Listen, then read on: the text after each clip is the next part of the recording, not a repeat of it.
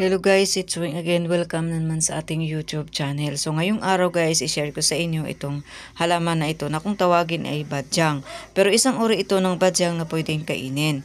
Ayan po, tingnan natin kung may laman pero maliliit pa guys. Maliit pa yung laman, no, hindi pa natin siya pwedeng i-harvest. So nung unang kasi guys, nung mga kapanahunan, mga 1980s, ito po ang kinakain namin kasi sobrang hirap po ng buhay namin. Ito po ay nakakatulong talaga sa amin sa bukid sa probinsya guys. Nandito kasi ako ngayon sa aming bukid at mai-share ko lang po yung anong kinakain namin nung araw.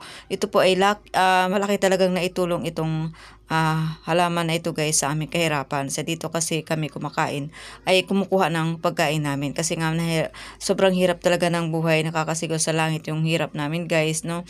So wala kaming ibang pwedeng makain kundi dito sa mga bukid maghanap kami ng pwedeng makain. Pero itong badyang na ito guys ay kinakain talaga ito guys. Makati siya, oo, makati siya sobra, pero may technique po para hindi kumakati. So ito po ay ginagawang kakanin din. Dito nang gagaling ang paggawa ng kakanin guys na binagol sa Leyte guys. Ayan po, no. So dito nang kasi may laman yan siya guys. Tatabasin tapos gagawing binagol, no, yung pinakasikat na kakanin sa Leyte. So dito po nanggagaling sa halaman na ito o sa root crop, no. Ito din ay root crop din ito guys. So isang uri ng root crop na makati din siya lulutuin guys. Sabi nga nila wag ka daw maingay kapag ka nagluluto ka nito.